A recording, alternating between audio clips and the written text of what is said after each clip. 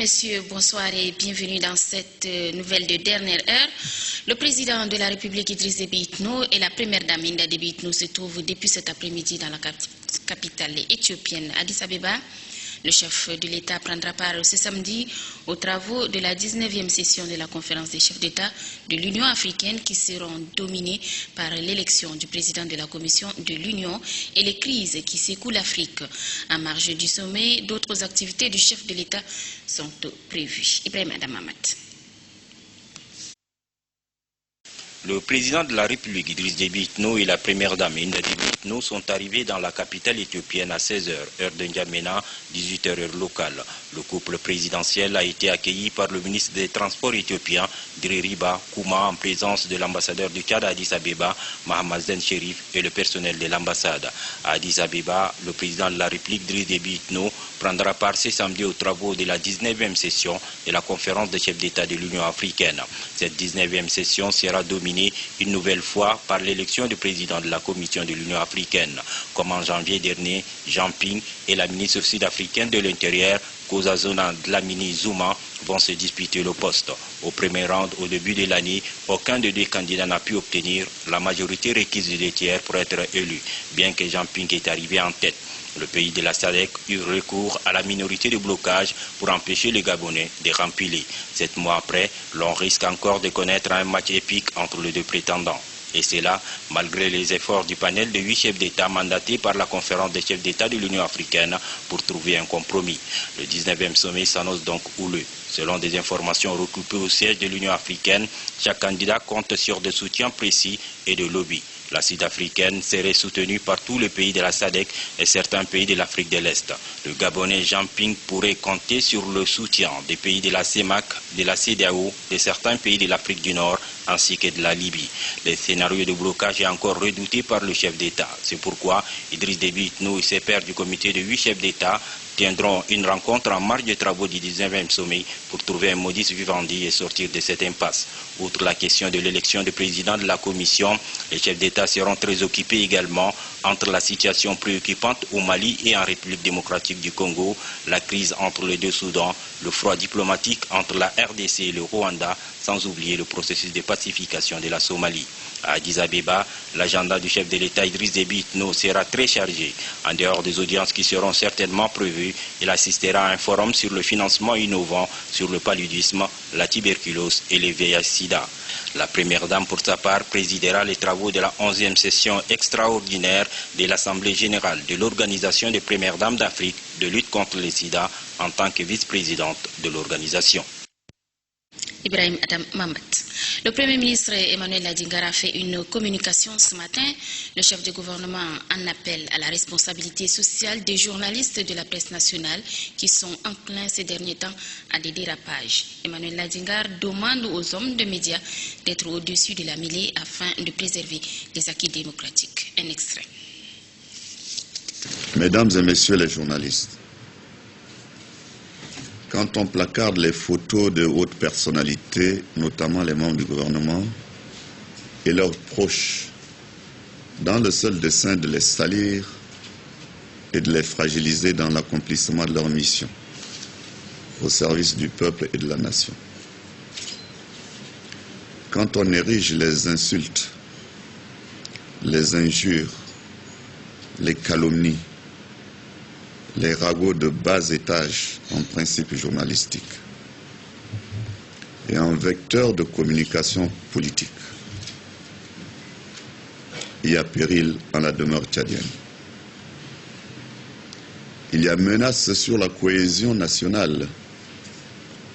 Il y a compromission des efforts consentis pour bâtir une nation unie, prospère, réconciliée avec elle-même. Le gouvernement ne peut pas laisser s'installer ce climat de défiance des institutions et d'infantilisation de l'opinion publique. Les critiques des journalistes professionnels sont attendues par tous les gouvernements démocratiques parce qu'elles aident à améliorer la gouvernance politique et la bonne gestion des ressources nationales. Ces critiques objectives et positivistes font grandir la République et rendent performantes les institutions, sans lesquelles aucune nation n'est viable.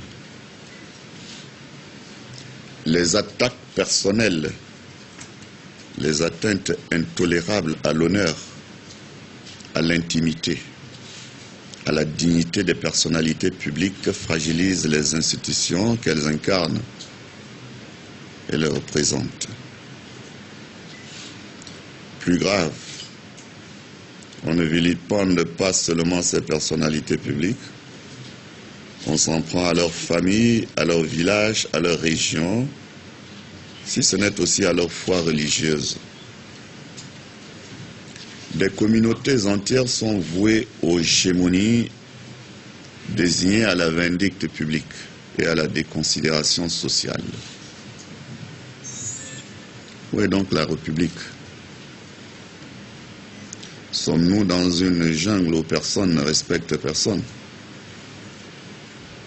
Où n'importe qui doit fouler les institutions aux pieds? C'est un retour aux années sombres de la guerre civile, à la désunion, à l'ère des tendances. Il y a décidément des gens déguisés en communicateurs qui sont en retard d'une époque et certainement d'une bataille. C'est fini cette époque où certains se trouvent le moyen de se nourrir du malheur du Tchad et de la souffrance des Tchadiens. Jamais, au plus grand jamais. La page des événements de 79 et des rébellions successives est définitivement tournée. Notre pays est en paix. La démocratie s'enracine. La tolérance religieuse est un exemple pour les autres peuples. Le train de la Renaissance est en marche et laisse déjà des empreintes visibles, remarquables, admirables sur son passage. Et c'est en ce moment où tous les espoirs sont permis pour le Tchad que des politiciens honteux se déguisent en communicateurs pour voguer à contre-courant de cette nouvelle et belle page de notre histoire que nous voulons écrire avec son Excellence, Monsieur le Président de la République, chef de l'État Idriss Déby Itno. Le chef de l'État a fait le pari de mettre toutes les ressources nationales au service du développement du Tchad et du bonheur de tout le peuple tchadien. Personne ne peut travestir cet engagement par de malveillants procès d'intention.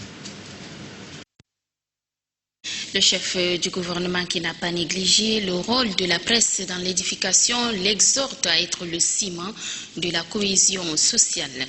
Emmanuel Nadingar relève qu'avec les organes d'autorégulation, le gouvernement va inciter la presse à respecter la déontologie. Suivez. Si les instances de régulation et d'autorégulation doivent faire leur travail de veille pour le respect de la déontologie et des textes qui régissent la presse et les médias, le gouvernement entend mettre de l'ordre pour permettre aux journalistes professionnels d'exercer leur métier dans le respect de l'art et leurs responsabilités sociales. Il ne faut pas qu'on se trompe. Nous savons qui a suscité, créé, fondé, financé et entretient certains journaux dits indépendants. Nous savons pour qui roulent certains communicateurs. Nous savons aussi que certains hommes politiques se terrent dans les salles de rédaction et tirent les ficelles contre l'action gouvernementale ou pour nuire tout simplement à leurs potentiels adversaires. Certains, bien que se réclamant de la majorité présidentielle, inspirent aussi par des pseudonymes des articles incendiaires contre le gouvernement de cette même majorité présidentielle. Il faut du tout pour faire un monde, bien sûr. Nous ne ferons pas la chasse aux sorcières, certes, Mais le temps est arrivé pour les journalistes professionnels de faire le ménage en leur sein et aux directeurs de publication de savoir choisir le bon grain journaliste, de livrer de la communication vaseuse et irresponsable. Les membres du gouvernement doivent occuper le terrain de la communication pour rétablir la vérité et la transparence dans la conduite des affaires publiques, en faisant des journalistes professionnels des partenaires responsables à respecter et non des contradicteurs mal intentionnés à craindre. Les journalistes professionnels savent que la gouvernance nationale et la gestion quotidienne du pays relèvent du gouvernement qui met en œuvre le programme politique pour lequel le peuple a élu le président de la République pour un mandat. Le Parlement, représentant le peuple, contrôle l'action du gouvernement. Seul le gouvernement est donc comptable de la gestion quotidienne du pays et doit en rendre compte.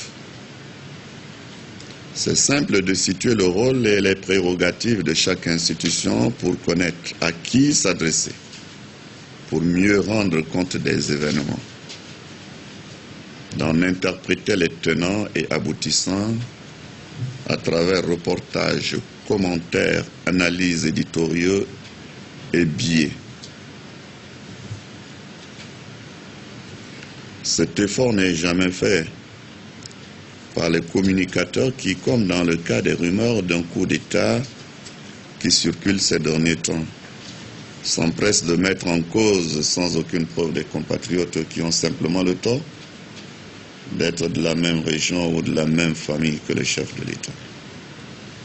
Tout est prétexte amalgamé pour éclabousser le chef de l'État, s'en prendre à ses proches pour intoxiquer l'opinion nationale et internationale, semer le doute et la peur, bref, ternir l'image du pays tout entier. Cela n'est plus admissible. Tous les actes posés aujourd'hui par le chef de l'État le sont dans l'intérêt de tous les Tchadiens pour que le Tchad grandisse et s'impose dans le concert des nations. Dans quel intérêt national certains communicateurs cherchent-ils donc à mêler le président de la République à toute faute commise par un citoyen, fût-il ressortissant de sa région?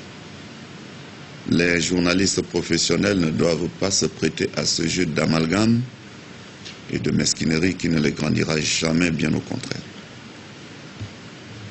Le gouvernement a dépénalisé les délits de presse pour permettre aux professionnels de s'épanouir et d'être la lanterne qui éclaire la marche de notre pays vers des lendemains meilleurs. Cette décision n'a pas été prise pour exonérer les communicateurs irresponsables de leurs graves manquements, tendant à compromettre l'édification d'une véritable nation solidaire et paisible. S'il s'avère que cette avancée ne correspond pas au niveau de maturation professionnelle et politique de certains communicateurs, les ministres en charge de la communication et de la justice doivent entreprendre une réflexion sérieuse dans le sens de la révision de la loi 17 pour une plus grande responsabilisation dans ce secteur essentiel de l'information et de la communication. Notre pays aspire avant tout à la paix, à la justice et au développement. Toutes les forces vives de la nation doivent privilégier le respect des institutions dans leurs principes fondamentaux et la valeur humaine dans leurs rapports citoyens. Toute politique doit porter ce message essentiel. Mesdames et messieurs les journalistes, les bureaux de la primature n'ont jamais été fermés aux journalistes.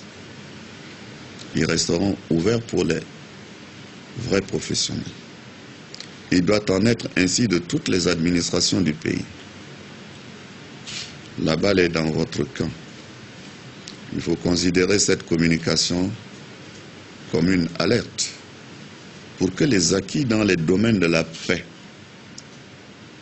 de l'unité nationale, des libertés fondamentales et de la démocratie ne soit remis en cause par des comportements déviants et l'irresponsabilité de quelques provocateurs anarchistes.